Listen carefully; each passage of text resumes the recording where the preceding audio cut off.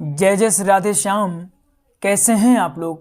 विश्वास से बहुत ही कुशल मंगल होंगे और उतने ही कुशल मंगल ढंग से आपका दिन भी चल रहा होगा। तो चलिए प्रारंभ करते हैं आज का यह महत्वपूर्ण प्रसंग। आज का प्रसंग मैं कह सकता हूं कि तृतीय दिवस का सबसे खास और सबसे कठिन चैप्टर होने वाला है।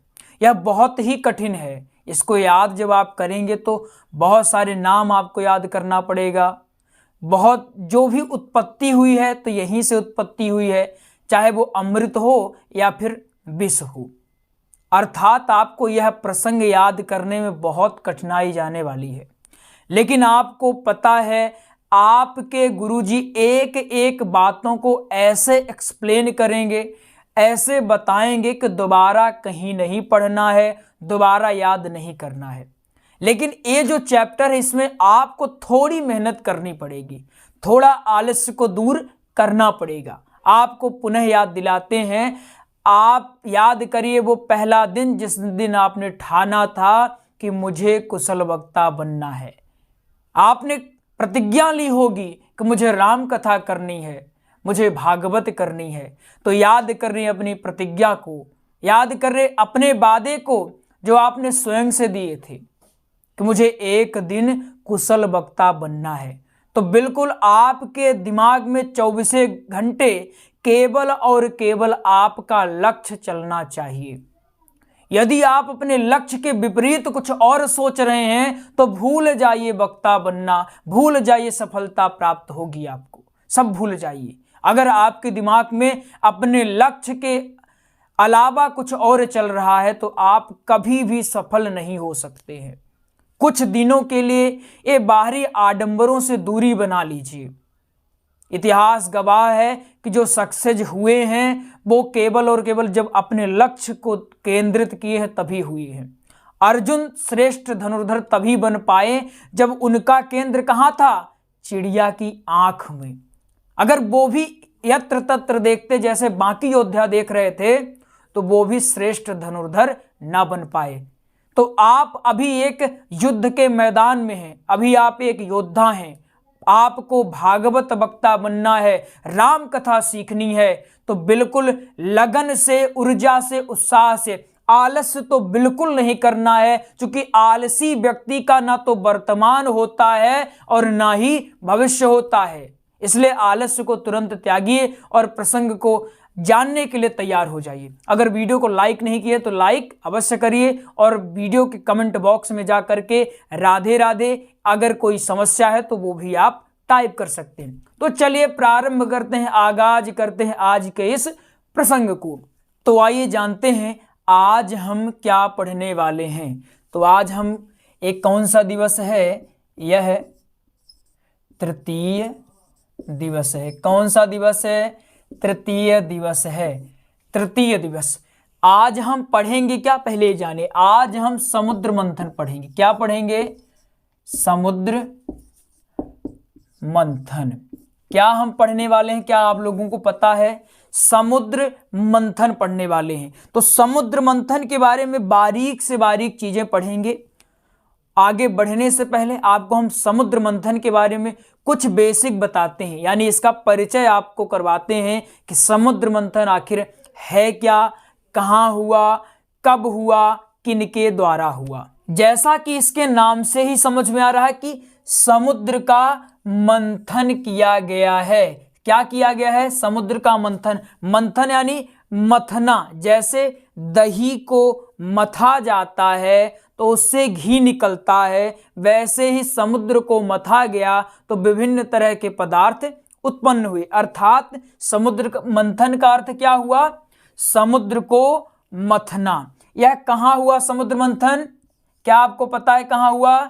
यह क्षीर सागर में हुआ। कहाँ हुआ है? यह क्षीर सागर में हुआ है।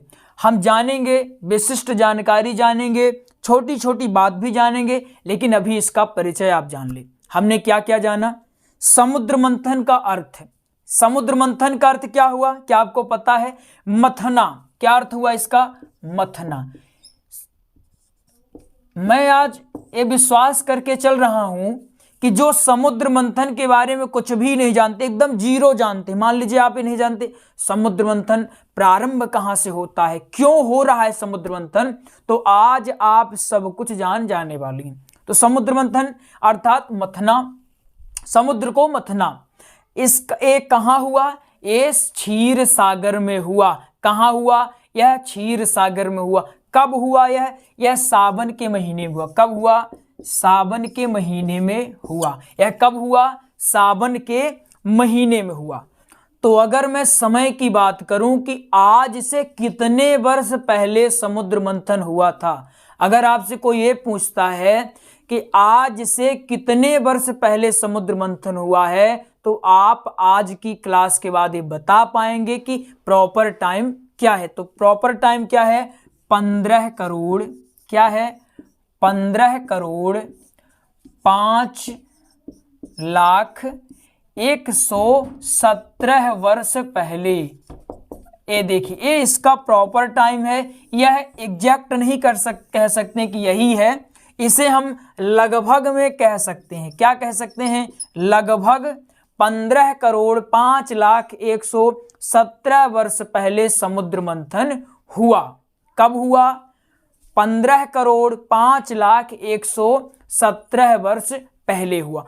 किनके मध्य हुआ, क्यों हुआ, कैसे हुआ, ये हम सारी की सारी बातें जानेंगे। किसने किया, क्यों करवाया, इसकी प्रारंभिक कहानी क्या है, अब हम इसमें प्रवेश करने वाले हैं। आपको हमने परिचय दे दिया कि क्या कैसे हुआ है, इससे बहुत सारी चीजें उत्पन्न हुई है, वो हम प्रसंग के दौरान प्रसंगानुकूल सारी बातें विधिवत ढंग से समझने वाले हैं। तो आपने क्या क्या समझ लिया, जब तक अच्छे से समझ ना आए तब तक पढ़ते रहना है, जल्दबाजी नहीं करना है, आराम से पढ़ना है, धीरे धीरे पढ़ना है, ताकि आपका दिमाग स्टोर कर पाए।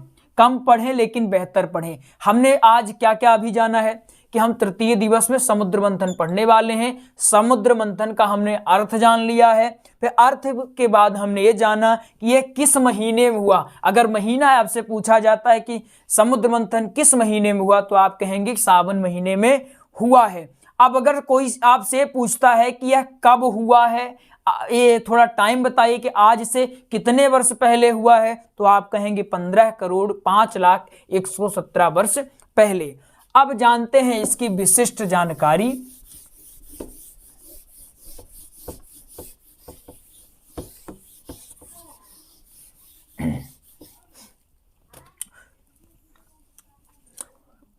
तो चलिए यहां लिखते हैं पहले समुद्र मंथन। क्या लिखते हैं, समुद्र मंथन। ये विशिष्ट रूप से आप कहानी को समझिएगा। समुद्र मंथन, अब ये होता क्या है, ये इंद्र हैं। ये इंद्र कौन है, इंद्र, ये इंद्र हैं। ये हमने क्या बना दिया, चित्र समझ में आ रहा है कि नहीं, ये हम इंद्र को बनाए हैं। ये इंद्र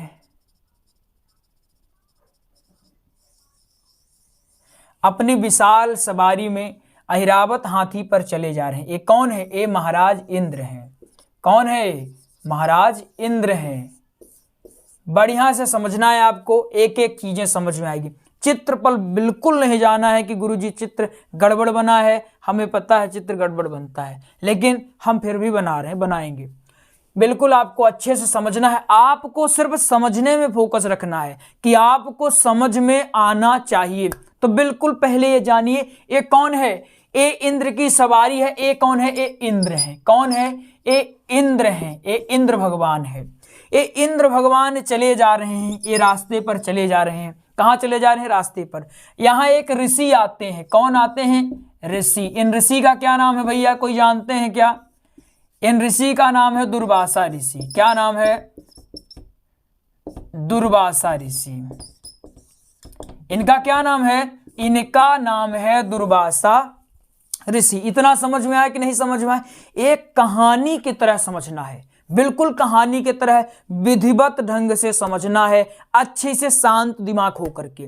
कहानी स्टार्ट कहां से होती है कि इंद्र जो है अपनी सवारी पर सवार होके चले जा रहे हैं, रास्ते पर सवार होकर चले जा रहे हैं। अचानक उनको एक ऋषि दिखते हैं जिनका नाम है दुर्वासा ऋषि। दुर्वासा ऋषि बैकुंठ से लौट रहे थे। कहां से लौट रहे थे? बैकुंठ से लौट रहे थे। बैकुंठ में इनको एक माला मिली। क्या मिली इनको? एक माला मिलती है। तो इन्होंने देखा, इनको तिलक हमने लगाना भूल गया था, इनको तिलक लगा। तो जो दुर्वासा ऋषि हैं ये बैकुंठ से लौट रहे थे, ध्यान से समझना है, बैकुंठ से लौट रहे थे, इनको एक माला मिली थी।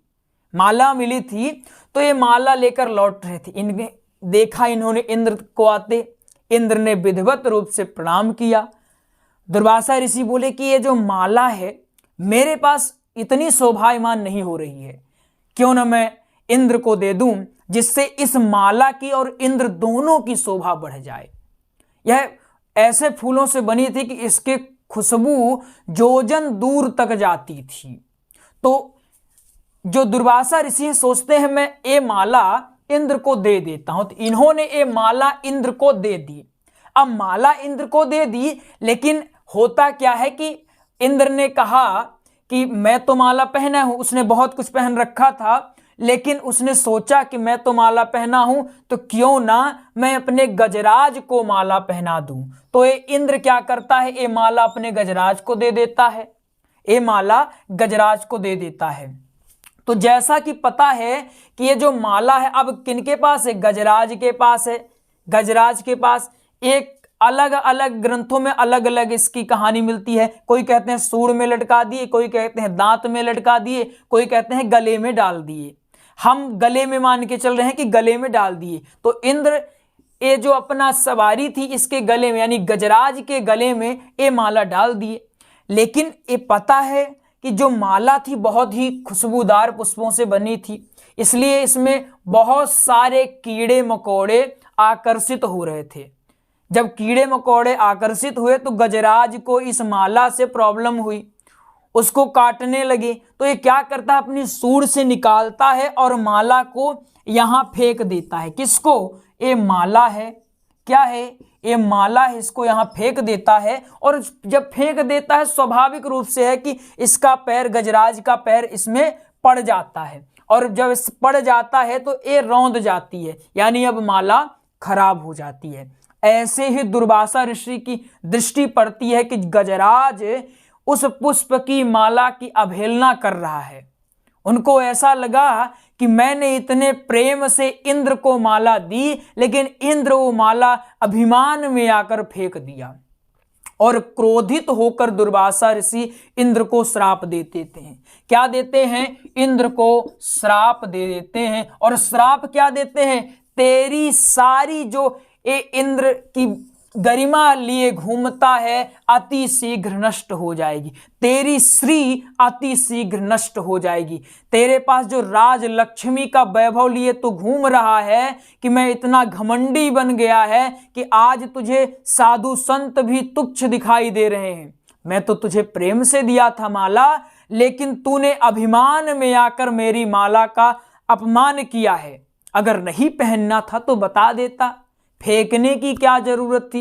तूने जो फेंका है, इतना घोर पाप किया है, इसकी सजा सिर्फ एक है कि जब तक तेरे पास तेरा सत्ता है, इंद्रासन जब तक तेरे पास है तो घमंड स्वाभाविक रूप से आएगा ही। तो जा, मैं तुझे श्राप देता हूं कि तेरा इंद्रासन ही छिन जाए और तू मारा मारा भटकता फिरी। इतना आपको समझ में आया कि नहीं समझ में आया? सिंपल समझिए, फिर से समझिए, जितनी बार हो उतनी बार, कोई दिक्कत नहीं। होता क्या है कि ये गजराज हैं। क्या है? गजराज हैं। गजराज पर इंद्र सवार हैं और आते हैं कौन? दुर्वासा ऋषि। कौन आते हैं? दुर्वासा ऋषि। इतना याद रहेगा कि दुर्वासा ऋषि आते हैं। सबको याद रहेगा कि नहीं रहेगा? एकदम बेसिक से समझिए, एकदम ये समझिए कहानी के रूप से कि इंद्र आ रहे हैं। इंद्र यहां से मस्त एकदम टाई बूट लगाए, बढ़िया टोपी चश्मा लगाए आ रहे हैं, अपने सवारी पे सवार हुए 80 की रफ्तार से। यहां से ये जो दुर्वासा ऋषि हैं ये भी पहुंच पड़ते हैं और देखते हैं कि इंद्र बढ़िया शोभायमान चश्मा वश्मा लगाया है, टाई आई लगाया है, तो क्यों ना इसको माला दे देते हैं। अब माला दे देंगे तो इसकी शोभा और बढ़ जाएगी। इन्होंने प्रेम सहित इसको माला दे दी कि भैया इसको माला दे देते हैं तो इसकी शोभा और बढ़ेगी। लेकिन जब माला इनके पास आई तो इंद्र ने सोचा कि बताओ भैया, मैं इतनी टाई लगाया हूँ, टाई बेल्ट, ये चश्मा, टोपी ओपी बढ़िया लगाया हूँ, सजा हूँ, दूल्हे के जैसा प्रतीत हो रहा हूँ, और ये बाबा पता नहीं कहाँ से सड़ी माला लेकर आ गए। इनको देखना चाहिए कि हमारी गरिमा क्या है और इस माला की गरिमा क्या है। एक इंद्र कहते हैं ये जो माला है मेरा हाथी ही पहन सकता है। हाथी ने जब पहना माला को तो माला से समस्या हुई। क्यों समस्या? उसमें जीव जंतु कीड़े थे, चींटियां थी, समस्या हुई तो इसने फेंक करके अपने पैर के नीचे इसको दबा दिया। जैसे ही ये देखते हैं दुर्वासा ऋषि तो श्राप दे देते हैं कि तेरी श्री अति शीघ्र नष्ट हो जाएगी। अब जैसे ही श्राप दिए तो यहाँ जो राक्षस से दैत्य थे, इनके भाई जो थे, ये तुरंत दौड़े दौड़े आते हैं और इंद्र से युद्ध करने लगते हैं। किन से युद्ध करते हैं? इंद्र से युद्ध करने लगते हैं। इतना समझ में आ गया कि नहीं समझ में आ गया? ये देव हैं, ये देव हैं, और ये कौन है? ये दैत्य हैं। इतना है समझ में? ये देव हैं, ये दैत्य हैं। अब जैसे ही पता चला कि इनको क्या मिला है, इनको श्राप मिला है, तो ये क्या करते हैं दैत्य कि अब अच्छा मौका है, अब अच्छा मौका है इनके ऊपर, देवताओं के ऊपर आक्रमण करने का। अब इनको श्राप मिला है तो श्राप के वशीभूत होकर ये अति शीघ्र हमसे हार जाएंगे। और ऐसा हुआ ही, इनके बीच युद्ध होता है और देवता हार जाते हैं और दैत्य जीत जाते हैं। और ये सारे देवता अब जब हार गए, इनकी राजलक्ष्मी चली गई, सारे देवता दौड़े दौड़े जाते हैं भगवान विष्णु के पास। किनके पास? भगवान विष्णु के पास। विष्णु भगवान के पास ये लोग जाते हैं दौड़े दौड़े, त्राहिमाम भगवान त्राहिमाम। भगवान क्षीर सागर में सो रहे हैं, अपनी सैया पर सो रहे हैं, और कहते हैं देवताओं को चैन ही नहीं मिलता, कुछ न कुछ कांड करके आ जाते हैं और समस्या में हमको फंसा देते हैं। पूछते हैं अब क्या किए भैया? बोले कि हमने कुछ नहीं किया, हम तो बड़े इनोसेंट हैं, समझदारी से हम चले जा रहे। दुर्वासा ऋषि पता नहीं कहाँ से माला लाए और माला हमने गजराज को पहनाया, गजराज ने फेंक दिया तो दुर्वासा ऋषि फालतू में क्रोधित हो गए। अब क्रोधित होकर ऐसा श्राप दिया कि देखिए हमारी हालत क्या हुई। अभी तक हम टाई बूट में घूमते थे, अब कटोरा लेके भीख मांगने की नौबत आने वाली है, भगवान कुछ करो। अब भगवान कहते हैं ठीक है चलो कुछ करते हैं तुम्हारे लिए। भगवान कहते हैं एक उपाय हमारे पास है, अगर तुम लोग कर लो तो ये जो तुम्हारे ऊपर आए दिन विपत्ति होती रहती है, ये विपत्ति तुमको कभी नहीं सताएगी। देवता बोले क्या? तब भगवान कहते हैं एक उपाय है, वो करोगे? कहते हैं कौन सा? कहते हैं समुद्र मंथन करो। क्या करो? समुद्र मंथन करो। अब सारे देवता माथे में हाथ रखते हैं, कहते हैं भगवान जब आपको मदद नहीं करनी तो सीधा सीधा बता दो, ये घुमा के क्या कह रहे हो आपके समुद्र मंथन करो, ये करो वो करो। नहीं मदद करनी तो मत करो, लेकिन आप ऐसा काम करने के लिए कह रहे हो जो कभी जिंदगी में हो ही नहीं सकता। एक तो अभी हमारी हालत तो देखिए, बिना खाए मारे मारे कब से घूम रहे हैं, हमारी सारी संपत्ति चली गई, सारा ऐश्वर्य वैभव सब कुछ चला गया, राजपाट चला गया। अब ना तो सैनिक हैं ना कुछ हैं, हम ही गिने चुने लोग हैं, क्या करेंगे कैसे? वो भी छोटा मोटा कार्य हो तो चलो कर दें। अब आप कहते हो भगवान की समुद्र मंथन करो, ये कौन कह रहा है? भगवान नारायण कह रहे हैं। नारायण कह रहे हैं कि तुम लोग समुद्र मंथन करो, समुद्र मंथन के लिए। अब भगवान कहते हैं देखो भैया, अब हम बता दिए, करना हो तो करो, नहीं करना हो तो तुम्हारी मर्जी है। देवता हाथ जोड़े कहते हैं प्रभु ऐसा ना कहिए, हम बड़ी उम्मीद बड़ी आस लेकर आपके पास आए हैं, हमें निराश ना करें, हमारी मदद करिए। तो भगवान कहते हैं ठीक है, तो एक काम करो, तुम लोग अपने भाइयों को भी मिला लो इसमें। जब भाई तुम्हारे रहेंगे तो बहुत ही आसानी से समुद्र मंथन हो सकता है, क्योंकि एक लकड़ी है उसको तो आसानी से तोड़ा जा सकता है, लेकिन अगर कई लकड़ियां मिल गई तो उसको नहीं तोड़ा जा सकता। तो अपने भाइयों को बुला लो। अब देवता फिर अब जाने लगे, उठ के जाने लगे, कहते हैं भगवान राधे राधे, हम चलते हैं। आपको हम समझ गए कि आज आप मजाक के मूड में हैं, आज आपको हमारी मदद नहीं करनी है, बस आज आपको हमारी हंसी उड़ानी है, परिहास करना है। भगवान कहते हैं परिहास नहीं कर रहे हैं, उचित मार्ग बता रहे हैं, करना हो तो करो।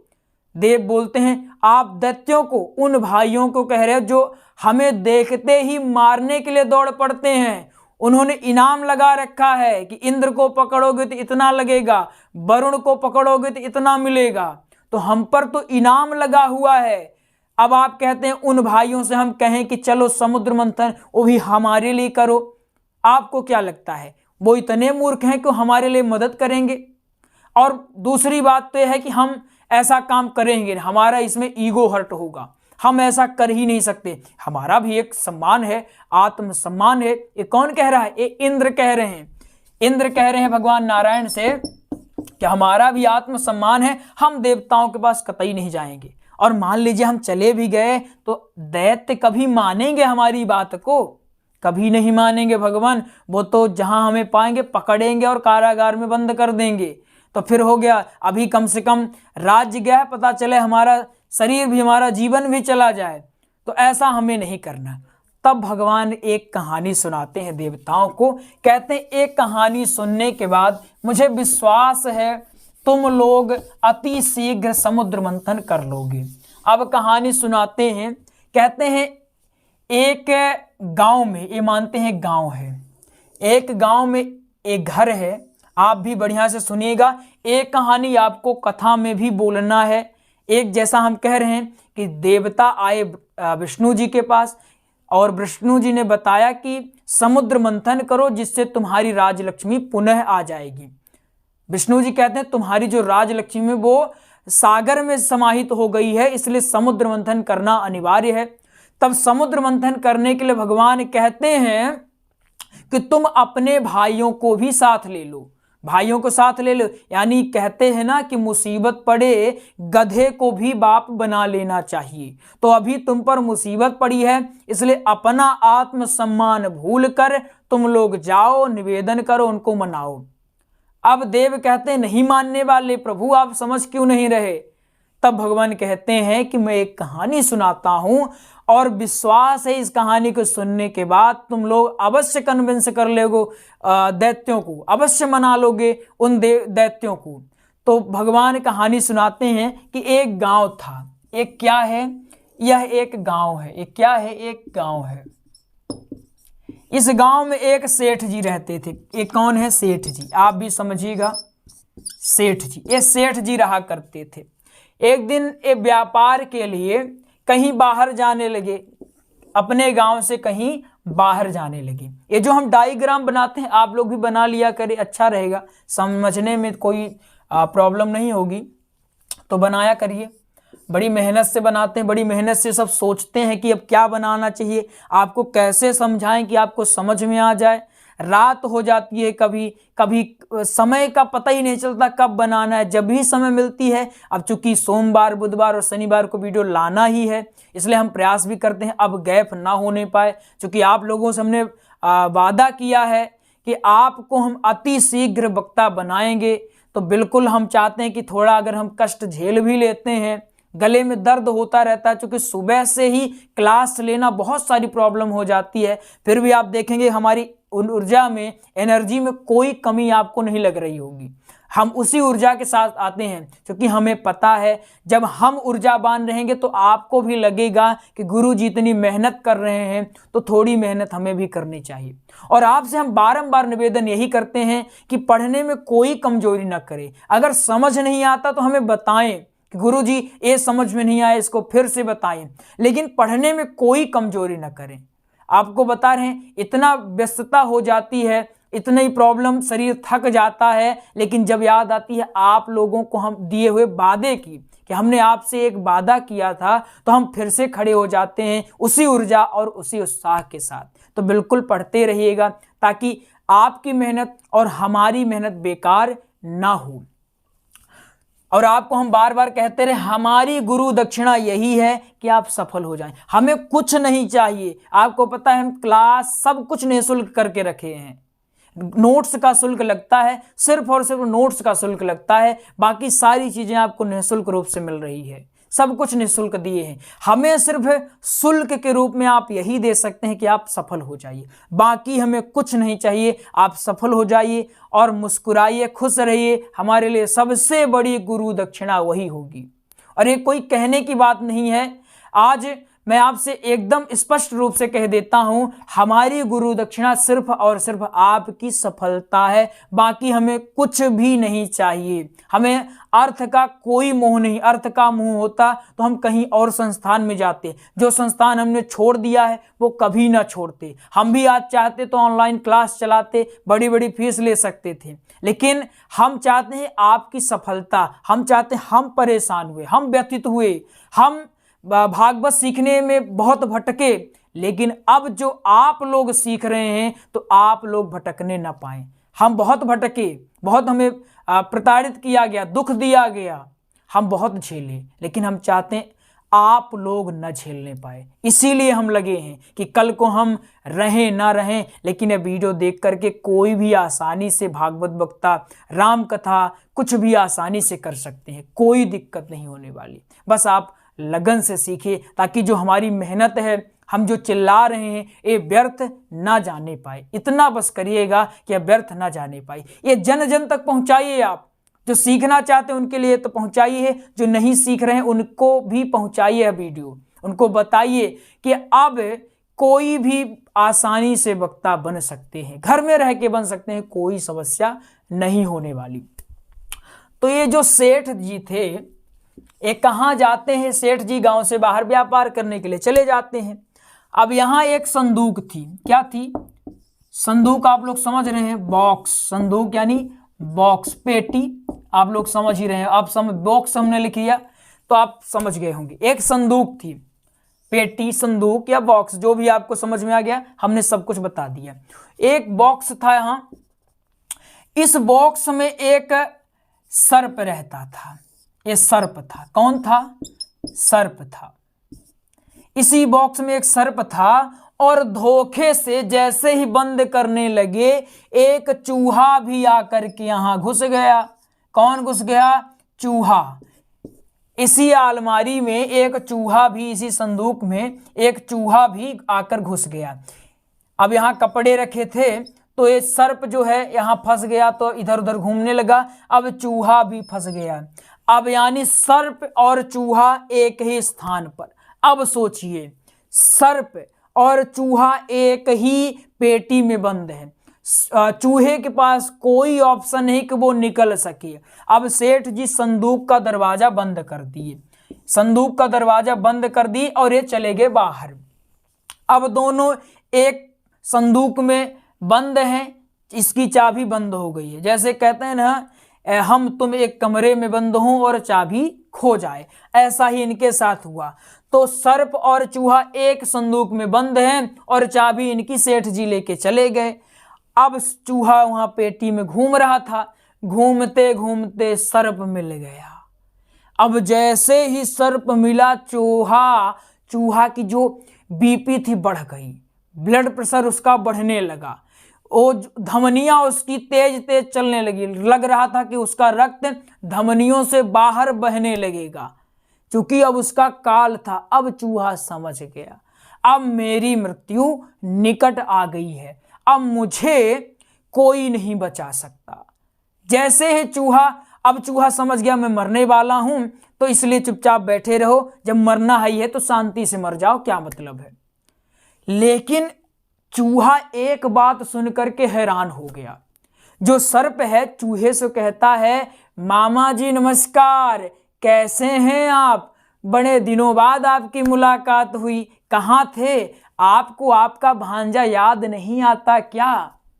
जैसे ही चूहे ने सुना मामा जी नमस्कार, चूहा के कान खड़े हो गए। अरे भैया, ये हमारा भांजा कहाँ से उत्पन्न हो गया?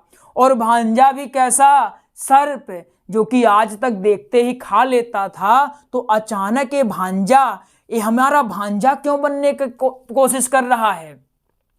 अब चूहा डरते डरते जाता है और धीरे से कहता है नमस्कार। सर्प बढ़िया तैनात होके खड़ा है, चूहा नमस्कार ऐसे खड़ा हुआ है।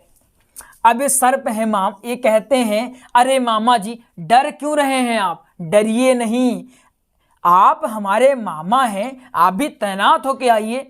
अब चूहा समझ गया कि अब ये मुझे खाने वाला है, इसलिए मुझे तैनात कर रहा है, लेकिन मैं भी ऐसा वैसा नहीं करूँगा, मैं शांत बैठा रहूँगा, इसको खाना हो तो खा ले।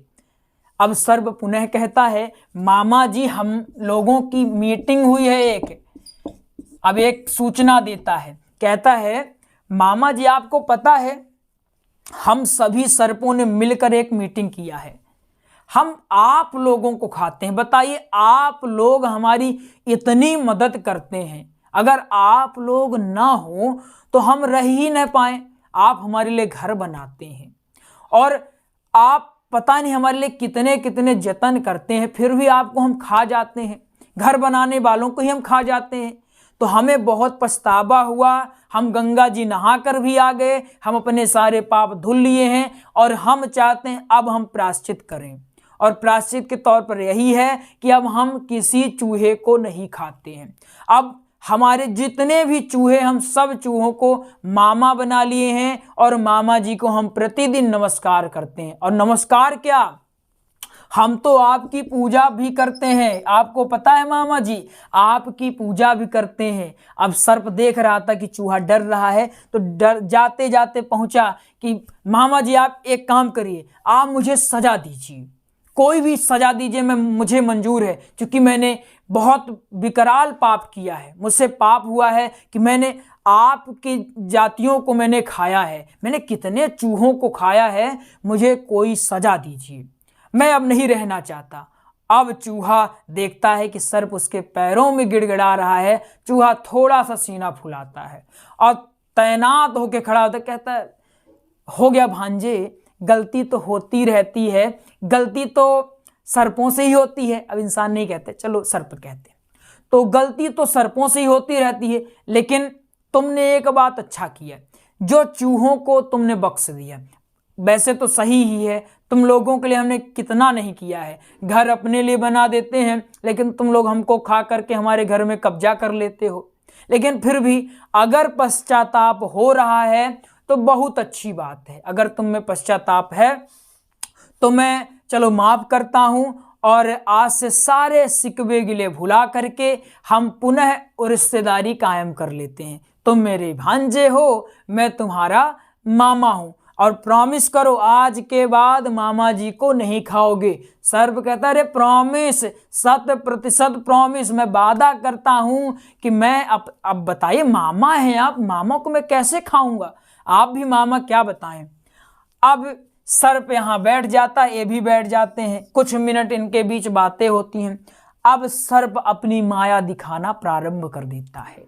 अब सर्प कहता है, मामा जी हम लोगों की रिश्तेदारी बन तो गई है, लेकिन बताइए हम लोगों ज्यादा दिन तक नहीं रहेंगे यहाँ। चूहा बोला, क्या हुआ भांजे, ऐसा क्यों कहते हो। सर बोला कि बताइए, ये सेठ ये संदूक बंद करके चला गया है, यहाँ सांस लेना भी कितना कठिन हो गया है, तो हम कैसे रहेंगे यहाँ, अब हम कुछ देर में ही मरने वाले हैं। चूहा हंसने लगा, कहते, अरे भांजे, मामा के होती है तुम्हें परेशानी की आवश्यकता नहीं है, तुम्हें परेशान नहीं होना है। अरे तुम तो मुस्कुराओ भांजे, हम हैं तो, हम किस दिन काम आएंगे। सर बोला, अच्छा आप क्या करोगे, आपके पास चाबी है क्या, या आपके पास कोई मंत्र है। चूहा बोला, मंत्र नहीं, ये देख रहे हो दांत, जिस दांत से तुम्हारा घर बनाता हूं उसी दांत से बक्सा क्या चीज है, 2 मिनट दो मुझे, अभी तोड़ के रख देता हूं इसको। अब सर्प जो चाहता था वो हो गया, सर्प चाहता था उसकी कामना पूर्ण हो जाए, इसके बाद मामा जी का तो जो है तो वो करना ही है, मामा जी को ठिकाने लगाया गया सर्प। अब ये जो चूहा था ये संदूक काटना प्रारंभ किया और कुछ ही देर में संदूक कट गई। अब संदूक कट गई, अब इसकी रिश्तेदारी देखिए, ये नहीं किया कि कट गई तो भाग ले तुरंत, तो इसने रिश्तेदारी निभाना चाहा और कहा, भांजे मैं चाहता हूं ये रिश्तेदारी की शुरुआत मैं तुमसे करूं, तुमने मेरे लिए इतना कुछ किया है, तुमने मेरा प्राण दान दिया है, मैं चाहता हूं पहले तुम निकल जाओ, इसके बाद मैं आता हूं, क्योंकि तुम भांजे हो, छोटे हो, मैं मामा हूं, इसलिए मेरा कर्तव्य बनता है कि मैं तुम्हारे लिए कुछ अच्छा करूं। सर बोलता, ठीक है मामा जी, मैं जाता हूं। अब सर्प यहां से निकल जाता है और यहाँ खड़ा हो जाता है मुंह फुलाकर, ऐसा मुंह खोल करके खड़ा हो जाता है। अब जैसे ही मामा जी निकलते हैं इस गुफा से, ये बिल से निकल रहे मामा जी, सर्व वैसे ही उनकी गर्दन पकड़ लेता है। अब चूहा चिल्लाते, अरे भांजे क्या कर रहे हो, भारे हम मामा हैं तुम्हारे, अरे भांजे हम मामा हैं, तुम्हें गलतफहमी हो रही है, अभी हमारी रिश्तेदारी जुड़ी है, अभी हम रिश्ता जोड़े हैं, तुम गलत कर रहे हो, क्या कर रहे हो, अपने मामों को मार डालोगे क्या, इतना प्रेम मत दिखाओ भांजे। सर बोलता है, जो मामा भांजे वाला रिश्ता है यह केवल संदूक तक था, संदूक तुमने खोल दी, अब मामा भांजे वाला रिश्ता हम नहीं जानते हैं, अब ना तुम मामा हो ना मैं भांजा हूं, अब तुम मेरे शिकार हो, और एक झटके में ही चूहे को खा जाता है। अब श्री नारायण कहते हैं, कुछ समझ में आया या नहीं आया? देवताओं से कह रहे हैं श्री नारायण कि क्या तुम्हें इस कहानी से कुछ समझ में आया या नहीं आया? जिस प्रकार अपना काम साधने के लिए एक सर्प ने चूहे की सहायता ली, अगर चाहता तो वो जल्दी में चूहे को खा जाता और कुछ क्षण के लिए अपनी भूख मिटा लेता, लेकिन होता क्या कि वो अति शीघ्र मर जाता, क्योंकि वहां हवा नहीं आ रही थी, ऑक्सीजन नहीं था, इसलिए वो सांस नहीं ले पाता। लेकिन सर्प ने बुद्धिमानी से काम लिया, अपने शिकार को शिकार न समझकर एक सहायक समझा और प्रेम से काम लिया, दिमाग से काम लिया, और चूहे से रिश्तेदारी जोड़ करके वो संदूक से बाहर हो गया, और संदूक से बाहर होकर के उसका दोनों काम हो गया, संदूक से बाहर भी हो गया और चूहे का शिकार भी हो गया, पेट भी भर गया और जान भी बच गई। अब देव कहते हैं, प्रभु अब मैं कुछ कुछ समझ गया हूं, मैं भी बिल्कुल सर्प जैसे ही करूंगा, मैं जाता हूं और अपने दैत्य भाइयों की सहायता लेता हूं, उनसे मीठी मीठी बात करूंगा और उनको अपने साथ शामिल कर लूंगा। आज के समय में भी ऐसे लोग आपको बहुत जगह मिल जाएंगे जो अपना स्वार्थ साधने के लिए आपसे इतनी मीठी बात करेंगे कि आपको लगेगा उनके जैसा कोई शुभचिंतक दूसरा है ही नहीं। ऐसी बात करने लगेंगे कि आपको भी ऐसा लगने लगेगा कि बस यही है जो मेरी अच्छी केयर कर सकता है, इसके अलावा कोई मेरी अच्छी ना तो केयर करेगा ना मुझे सलाह देगा, सब कुछ सर्वे सर्वा यही है। लेकिन जैसे सर्प ने चूहे को एक झटके में खा लिया, वैसे ही ऐसे मीठे लोग होते हैं कि मीठी मीठी बात तो कर लेंगे, लेकिन जैसे ही मौका मिलेगा एक झटके में ही निगल जाएंगे। ये जो चूहे वाली कहानी आपको सुनाए हैं, ये केवल कहानी नहीं है, ऐसे लोगों से सतर्क भी आपको रहना चाहिए, क्योंकि कथा केवल कथा, अगर कथा की तरह आप कह रहे हैं तो आपका कथा वक्ता बनना किसी काम का नहीं है। वक्ता तो वो है जो आम जनमानस की प्रॉब्लम को समझे और उन्हें निदान करने का प्रयास करे। तो ये कहानी के माध्यम से आप बता सकते हैं कि ऐसे लोगों से कतई दूर रहें जो मीठी मीठी बात करके अपने चंगुल में फंसा लेते हैं और अंत में ऐसा धोखा देते हैं कि आपको सारी जिंदगी याद रहता है। आज आए दिन आपको देखने को मिल ही जाएगा। अभी हाल ही में एक केस चल ही रहा था तो आपने देखा है, तो बहुत सारी ऐसी चीजें चल ही जाती हैं, इसलिए ऐसे लोगों से सतर्क रहना चाहिए, नहीं तो आप भी चूहे की तरह ऐसी रिश्तेदारी में फंस जाएंगे। जैसे चूहा रिश्तेदारी निभा करके सर्प के मुंह में चला गया, वैसे ही आप भी ऐसे दोहरे लोगों से रिश्तेदारी निभा करके उनके जो षड्यंत्र उन्होंने रचा है उसमें आप फंस जाएंगे। इसलिए ऐसे दोहरे लोगों से बिल्कुल दूरी बना के रहिए, उनको राधे राधे कहिए, उनको उनका रास्ता दिखा दीजिए, यही सबसे उत्तम होगा। तो बिल्कुल आपने कहानी भी जान ली। अब देवता क्या करते हैं? अब देवता दैत्य के पास जाते हैं। किनके पास जाते हैं? दैत्य के पास जाते हैं, और दैत्यों को किस तरह से मनाते हैं वो हम अगली क्लास में जानेंगे। इतना आपको समझ में आ गया? माला से हमने प्रारंभ किया था और हमने कहानी में अंत कर दिया। अब देवता सारे कहाँ खड़े हैं? अभी विष्णु जी के पास। अब कल कहाँ जाएंगे? दैत्यों को मनाने जाएंगे कि मेरी सहायता करो, हम लोग समुद्र मंथन करने जा रहे हैं। एक प्रस्ताव रखेंगे, उनको लालच देंगे और लालच में उनको फंसा लेंगे। अब देवता और दैत्य के बीच मित्रता होने वाली है, लेकिन कुछ ही समय के लिए।